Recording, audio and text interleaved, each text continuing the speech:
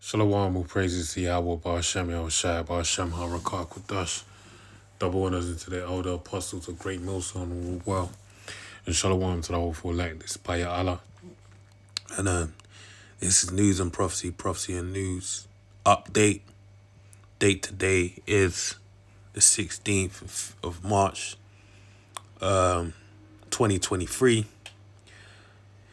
Trying to hit you with some energy right now. I'm being playful, man. So a lot has been happening, a lot of things in the news. I'm just gonna go. I got a couple tabs open, quite a few. I'm only gonna delve into 3 topics, and then Lord willing, the Spirit jump on me. I'll do some more videos throughout the course of towards the end of this week, tomorrow and whatnot, dealing with that. But the first one that took up my attention is this one from Yahoo, all right, via Revolt. It says Pentagon believes alien mothership could be eyeing Earth, all right, and I've been saying this over and over again, and I'm gonna keep saying it, just like all the men know in this faith that full rank and file underneath Yahushai, starting with the apostles of Great Millstone, that listen, the Lord is making his appearance, he's making his presence felt, all right? He's shining himself by means of those chariots, what Esau calls UFOs, UAPs, all right, which are known as the chariots of Israel in the Bible. I got a couple things I want to, a couple accessory or complimentary articles, videos and whatnot to deal with this. And they've been uploaded, this through the Spirit. Because one of them is just like, it's so random, I don't even know how it popped up there. But let's delve into it. So it says, somebody get Captain Stephen Hiller, Will Smith, Independence Day, ID4, on the line ASAP. In an article published yesterday, March 14th, by Fox News, the outlet revealed the United States officials think UFOs could visit our planet soon. In fact, the Pentagon has reason to believe an alien mothership is in our solar system ready to explore Earth. All right? And that's what I was saying before. This is being spun to the people. This is why, it says, blessed is he that readeth. Because when you understand the whole, like everything that's happening, you get a real gist as to why these things are being done and to what end these things are being promoted and said to the people. Now, the fact that they're saying there's UFOs there, like this is a real. I grew up in the era, as I assume many of you older, brothers older than me. But I just remember when UFOs were real, it was real tinfoil hattish. Meaning that if you speak about you see UFOs and all that shit, people think you're batshit crazy, all right? And now you got the big boy Pentagon basically saying that, doubling down, tripling down, quadrupling down on the idea that there's going to be an appearing of UFOs upon the earth very soon. And this is part and parcel with Esau's agenda to heap all people onto himself. All right? I got to go through some... I was going to close that. I got to go through some precepts to back up that point. All right? So, let's build on this point. This is the book of Revelations 20:1. And I saw an angel come down from heaven, having the key of the bottomless pit and a chain in his hand. And he laid hold on that dragon, that old serpent, which is the devil and Satan, and bound him 1,000 years. Yeah. So that dragon, that old serpent, which is the devil and Satan, was bound 1,000 years, talking about Esau, Edom, right during the time of the Dark Ages, where it expounds upon in the book of Job, the 30th chapter, that he basically was violating the earth. All right. They wouldn't have, if a man had one of those individuals around him, he wouldn't even let them be around his dogs, because they'll delve into bestiality. That's how vile they were. All right, braying among the bushes and whatnot. Verse 3: and cast him into the bottomless pit, be in Europe, and shut him up and set a seal upon him. And that's why he was grunting, that was his form of speech in amongst his people. Because the Lord, took away that from him. That he should deceive the nations no more, right? Till the 1,000 years should be fulfilled. And after that, he must be loose a little season. So we're in that little season where this man has been loosed, right? He's been loose for a little season to do what? To deceive, just as before he was doing, all right?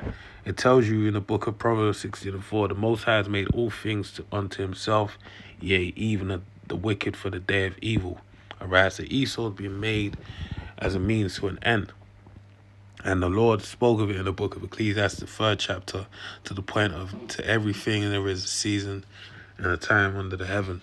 So there's a time for good, there's a time for evil, all right? And the fact that this man has been loose means we're in a time of evil. Job 9:24, the earth is given into the hand of the wicked, all right?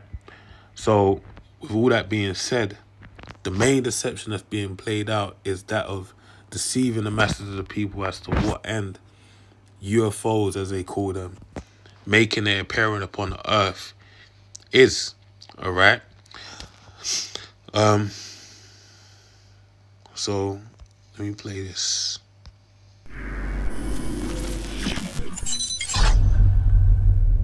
How do you feel about what's going on in the world right now? Do you feel like the racial war that we're sort of in right now is going to result in the future changing, or do you think this is just gonna pass and be talked about? How do you feel about what's going on right now? I'm pretty sure in my gut things are going to change. It's going to be a different world. I feel like in the next 4 or 5 years, we're going to look around and be like, what? Like, this is different. It's way different. And I'm praying that it's different for the better. Or that the aliens really show up and they give all the black people superpowers and we all can fly, and then white people be like, dang, we fucked up. We should have been nicer to them. Yeah. Because we want to fly too. They probably be like, I got 2% black in me, I'm black too. Like I don't know. But that's a joke. But I really feel like things will get better. It's gonna get worse. When we were up there at the Laugh Factory and this is the first time. So yeah.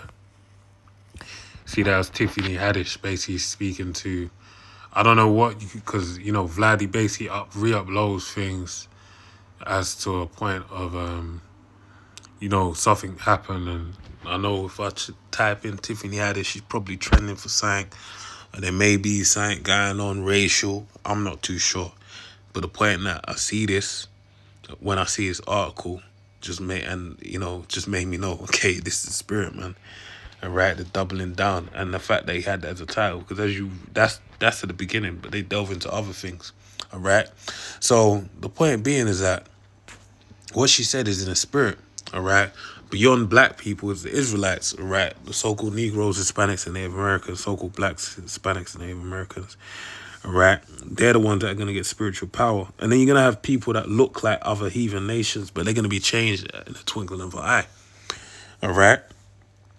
And they'll be those ones that have 2% black in them. That's how probably people would take it, But the point being is that, look, these things are upon us. All right. Then I have to play this other one that I just stumbled across. Jump to the middle. National interest. However, close to 24. They're asking Congress for $400 million. The Pentagon's focused on more important stuff, aliens, and not the ones complaining about our free food and hotel rooms. A top official says they could be visiting our solar system in a big mothership. And releasing probes near Earth, which might explain that weird soreness I feel when I sit down. Now, they're what's the word? What's that word? They're making light of it. So satirically, they're adding satire to the idea of aliens which are angels of the Heavenly Father making their presence felt, and they're saying there's a fathership. Now, this is true. I actually don't, because if I go into the precepts, there's quite a few I have to go to. But the ones that come to mind is the dragon and his angels, stood to fight against Yahushua and his angels. And there was Revelation 12 and 7. And there was war in heaven. Michael and his angels fought against the dragon, and the dragon fought and his angels. Basically, that's being what he spoke of. A fathership with, mini pods that come down. All right? Because that's what's going to happen. And the fathership, which I should open with the scripture, really, that I was going to mention, being 2nd Ezra 13 and 1. Oh no, I want to read to the point.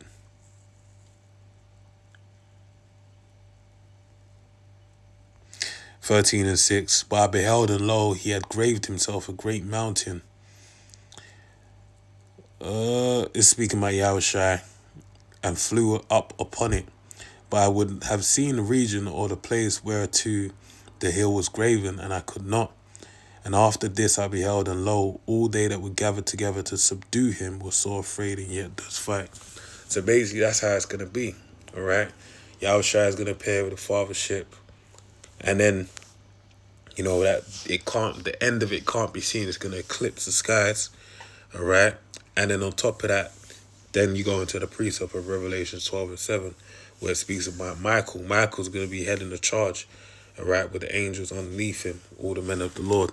All right, and they're gonna fight against, I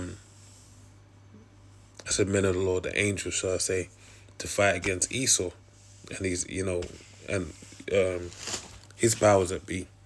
All right, and then in that all, that being a point, the angels, but you speak about pods, and it brings to mind Isaiah, the 6th chapter, all right, where it speaks about, a chariot coming down, a small chariot, like a pod, as he mentioned, where it says, Isaiah 6 and 2, above it stood the seraphims, each one had 6 wings, with the twain covered the face, and the twain covered his feet, and with twain he did fly. And one cried unto another, and said, Holy, holy, holy is the Lord Yahweh of hosts, the whole earth is full of his glory. Yeah. So they came down in those pods, all right? As it says there, You can read through the chapter, but these are the scriptures that's popping up in my mind when I'm hearing him say this. But let's carry on. This, as the Navy plans to increase climate spending almost 40% in vehicles and solar microgrids, because nothing inspires fear like a battleship with an extension cord. I can see it now. We can't go to war, Mr. President. Someone forgot to charge up our aircraft carriers. KT, there's a lot of parts to this segment, so I don't know which topic you want to hone in on. Personally, I don't think the drone getting close to our plane or the vice versa is that big of a deal.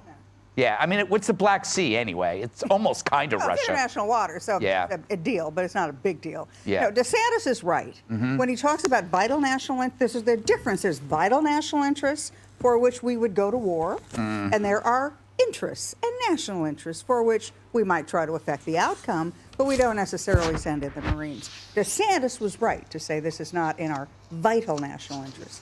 However, you want to stop the Ukraine war in about 6 months? Okay, here's the answer. Yes. Okay, here's the answer. Number one, stop the war on American fossil fuels so that American oil producers and natural gas producers start pumping it out.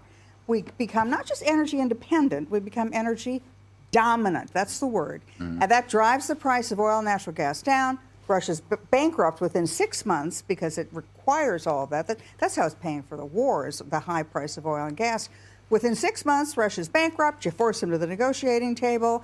You find a deal, and then Ukraine wins the peace because 5 years after the fighting stops, Ukraine is a fully integrated economy into Europe. And what's Russia? Low gas prices, it's bankrupt. A war that it didn't win, it's a pariah state. So Russia's finito. Well, you know, that sounds too easy.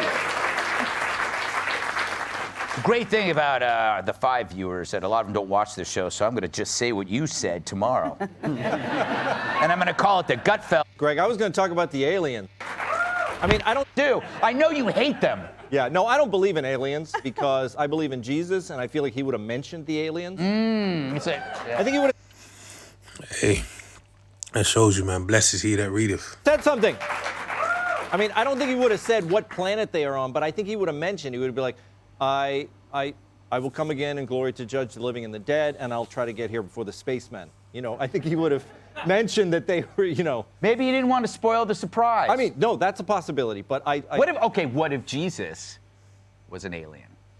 Can I say that? no. Is that sacrilege? I think, yeah, that would, if anything is, maybe that's it.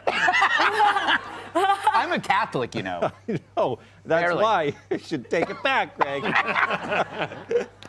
but I mean, it's like if you have a more universal idea of the afterlife, the afterlife could be, but see, The climate funding actually concerns me less. it's like, Anyway, that's the point. So let me hit you with these couple scriptures to that point, and I'll move on to the next one. This is the book of Acts, chapter 1.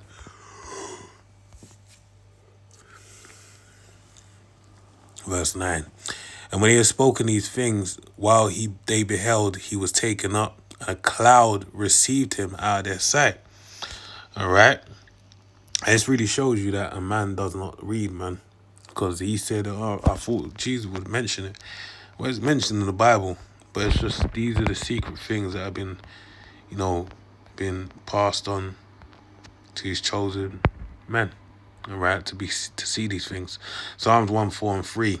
Who layeth the beams of his chambers in the waters, who maketh the clouds, as the cloud was mentioned, his chariot, who walketh upon the wings of the wind, who maketh his angel spirits his ministers a flaming fire. Now the point being is about the clouds, his chariot. When you go back to the time of Exodus with Moses and Israel being led out of Egypt, what happened? They were led by the Lord out of Egypt in a cloud by day and a pillar of fire by night. All right, that was what Esau calls a UFO. All right, basically leading Israel out of a captivity of Egypt. All right, and there's accounts. One account being out of the night before they crossed the Red Sea.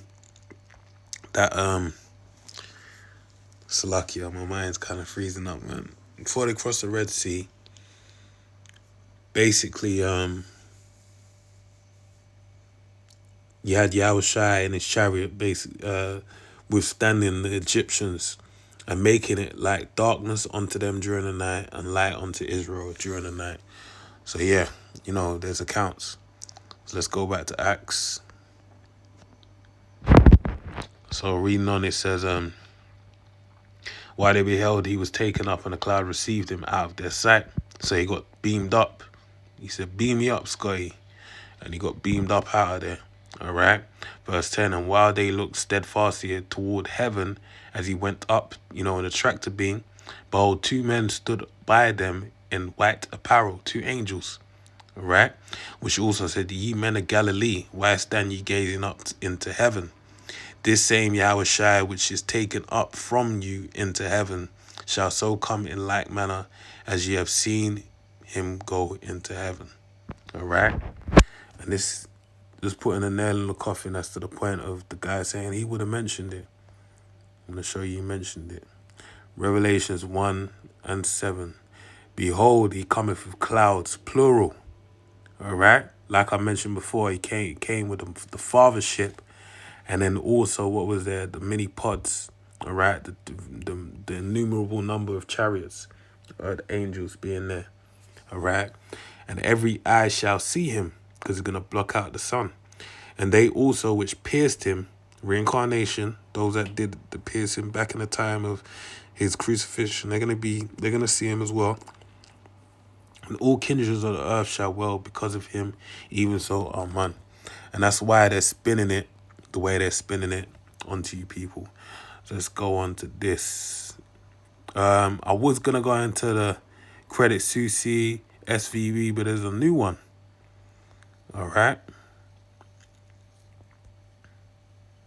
First Bank Republic. This is the most recent bank that's basically in turmoil. And this was 3 hours ago. This showing you that, yo, the ball is rolling, man. All right. Esau's looking to finalize the MOTB. All right. That rice grain, the infamous rice grain. All right. And, that Karagma, he's looking to set in place. All right. So it says, First Republic, latest bank in turmoil, explores rescue options. The bank, one of the nation's bigger institutions, is searching for ways to shore up its finances to calm jittery investors. So we see they've stepped it up a notch.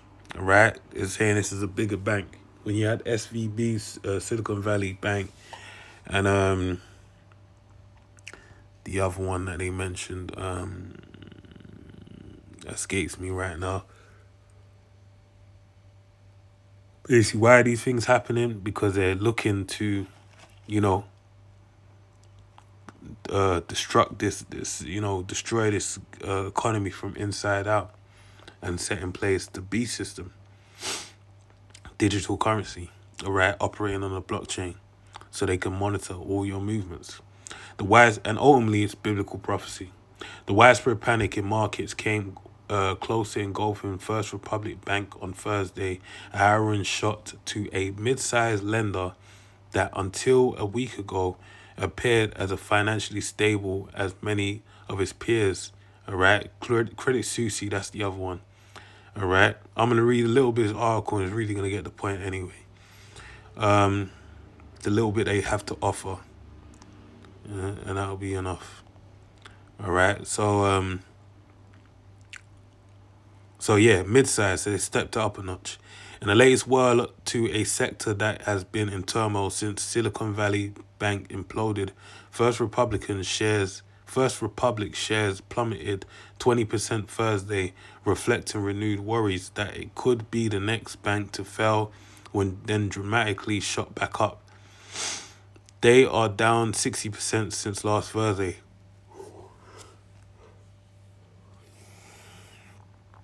Alright, so yeah, man. I mean, they're getting money injected into them. That's what they're saying is happening. 11 banks are sweeping in, trying to help them out and whatever. But it's a trend forming and it's not going to stop, alright? Because the ball is set in motion. They're looking to establish their system, alright? So let's read this.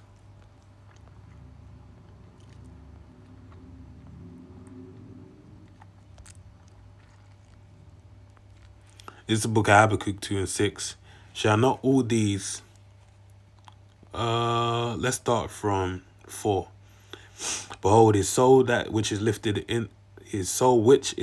up is not upright in him. But the just shall live by his faith. Yea, also, because he transgresseth by wine, he is a proud man, neither keepeth at home, who enlargeth his desire as hell, and is as deaf and cannot be satisfied, but gathereth unto him all nations, and heapeth unto him all people. All right, this is what Esau's doing right now. That's the plan they want to establish with his beast system. Knowing and monitoring all the movements of the people to play God on earth. All right, the Most High upon the earth. Verse 6, shall not all these take up a parable against him, and a taunting proverb against him, and say, woe to him that increaseth that which is not his. All right, and these nations are going to really show that they're not in agreement with Esau's power. They're going with it because they're benefiting, really the hierarchy for the most part. But in general, no one is happy with this man being in rulership, man, not even his own. How long to him that ladeth himself with thick clay. Now the word there for thick clay is hypatia, which basically means what? Debt. All right. So this man is lading himself with clay, this debt. And, this debt is mounting up. But it's being used as a ruse, a guise, for him to basically put in place his B system, whereby everyone, in order for you to function in the society, you have to basically subscribe to his system by taking that rice grain, man, that digital ore. Right, and by taking that, what does that mean? That means that you are one with his system. All right. So I'm kind of gonna steam through, man, because my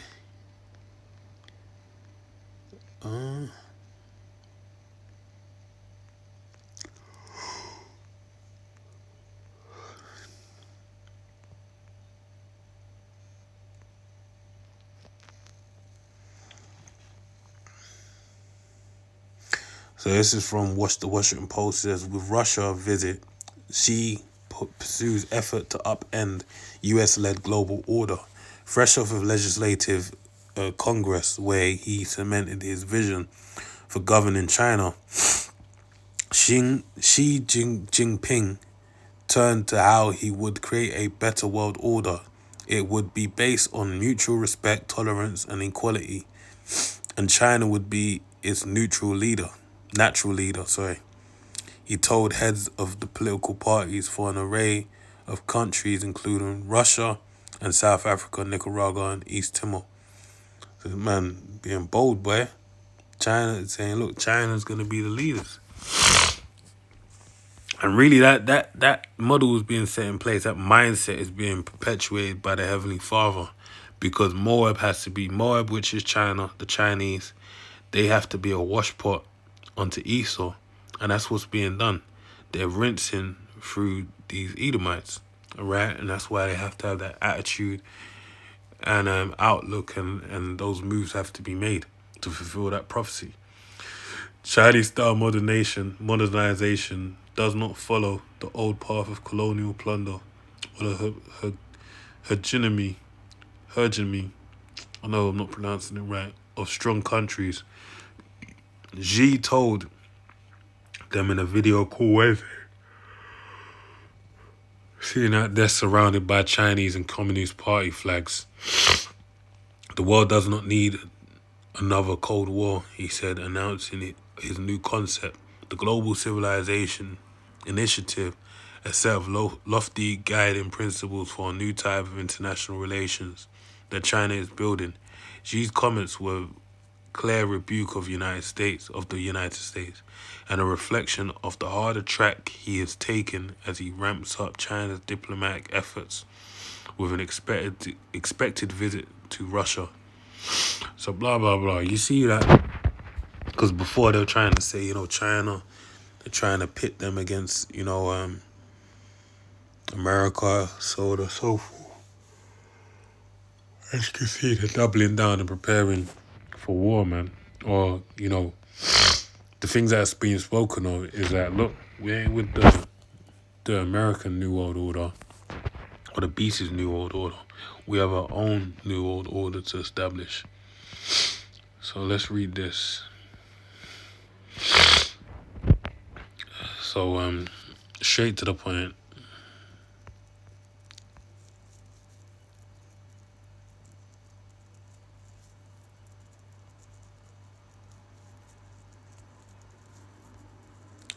Joel 3 and 9. I'm just going to steamroll through it. Proclaim ye this among the Gentiles, prepare war, wake up the mighty men, let all the men of war draw near, let them come up, beat your plowshares into swords and your pruning hooks into spears. Let the weak say, I am strong, assemble yourselves and come, all ye heathen, and gather yourselves together round about. Thither calls thy mighty ones to come down, O Lord Yahweh. Let the heathen be wakened and come up to the valley of Jehoshaphat. Yahweh Shaphat, meaning the Heavenly Father's judgment. For there will I sit and judge all the heathen round about. Put ye in the sickle, for the harvest is ripe. Come get you down, for the press is full. The fats overflow, for the wickedness is great. Multitudes in the valley of decision. For the day of the Lord Yahweh is near in the valley of decision. The sun and the moon shall be darkened, and the stars shall withdraw their shining. So yeah, this is what it's leading to. We're having Xi Jinping establish himself as a world leader and making it very clear that he sees China as a front runner for that New World Order and agenda to play out on the earth. So they want to take the crown next. So yeah, that's it, man. That's the update for today. Lord willing, was edified. To the next one, say shalom. Shalom.